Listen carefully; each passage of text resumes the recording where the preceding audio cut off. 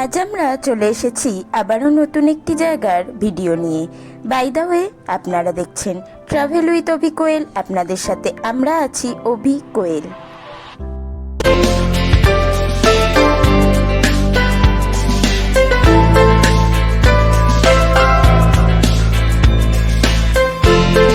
আপনারা সবাই জানেন গরমকালে কোথাও ঘুরতে যাওয়াও আমাদের পক্ষে পসিবল হয়ে ওঠে না, আর গরমকালে ট্রাভেল ভিডিও শ্যুট করাও পসিবল হয় না।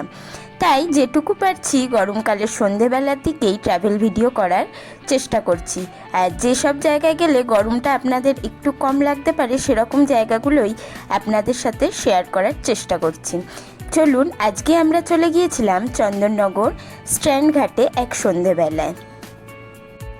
আর গরমকাল মানেই আমরা মনে করি কোনো গঙ্গার ধারই বেস্ট জায়গা, গঙ্গার সুন্দর হাওয়া খাওয়ার জন্য আর সন্ধেবেলায় বসে আড্ডা দেওয়ার জন্য।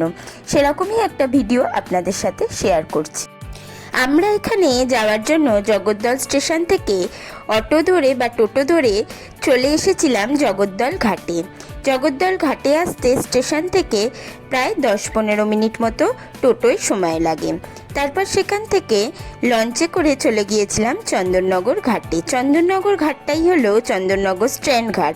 সেখানে নামলেই আপনারা একটা সুন্দর জায়গার সন্ধান পাবেন।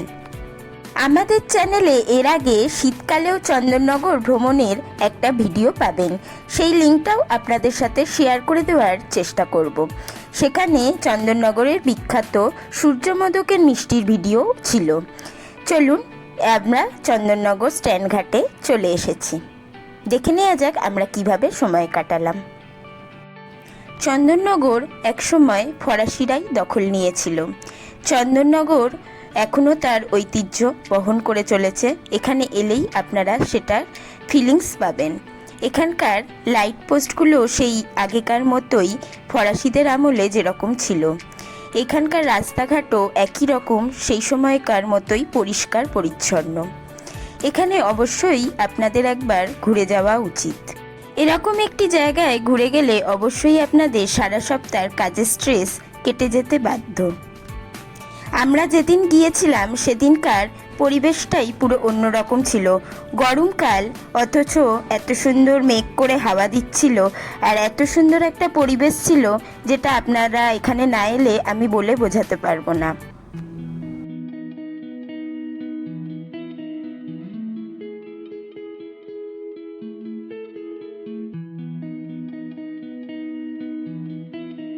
চলুন আপনাদের সাথে শেয়ার করে নিই চন্দননগরের এই রাস্তাটা। তারপর আমরা হেঁটে আর একটু এগিয়ে গেলাম। দেখুন, এই রাস্তাটা দিয়ে বিকেলবেলা হাঁটতেও কত ভালো লাগে।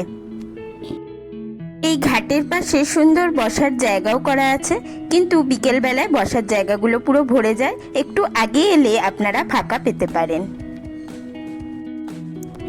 চলুন, এবার আমরা হাঁটতে হাঁটতে প্রায় চন্দননগর যেটা মেন স্ট্যান্ড ঘাট তার কাছাকাছি চলে এসেছি। সেই স্ট্যান্ড ঘাটটা কত সুন্দর সেটা আপনাদের সাথে শেয়ার করে নিই। এটাই হলো সেই চন্দননগর স্ট্যান্ড ঘাট। ফরাসিদের সময় তৈরি করা সেই চন্দননগর স্ট্যান্ড ঘাট। এখানকার রাস্তাটি দেখুন গঙ্গার কতটা দূর অবধি চলে গেছে। এখানে দাঁড়িয়ে অনেকেই গঙ্গার মনোরম দৃশ্য উপভোগ করে, ফটোশ্যুট করে ও এখানকার গঙ্গার হাওয়া খায় ও আড্ডাও দেয় সন্ধেবেলা। আমরা চন্দননগরই সবচেয়ে বেশি যাই। এতবার চন্দননগর গেছি, কখনো এরকম দৃশ্য আর এরকম পরিবেশ উপভোগ করিনি।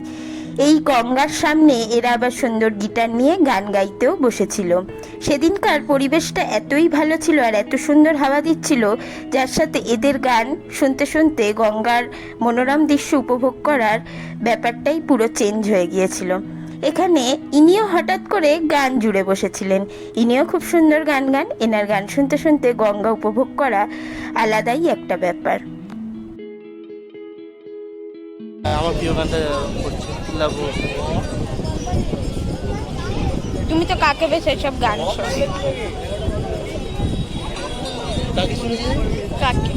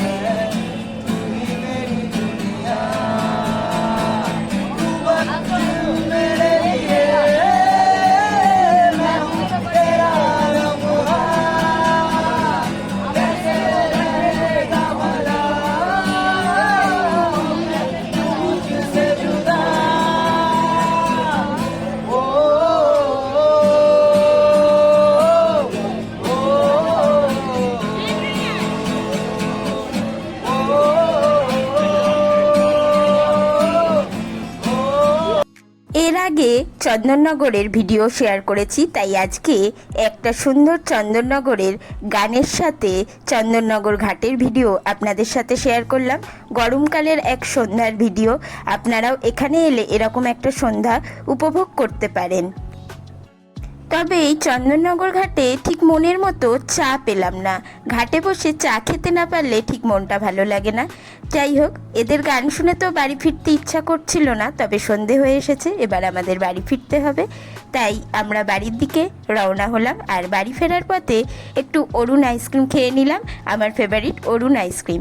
বাই দ্য ওয়ে, আজকের ভিডিও এখানেই শেষ করছি। পরবর্তী ভিডিও আবারও আপনাদের সাথে দেখা হচ্ছে। টাটা।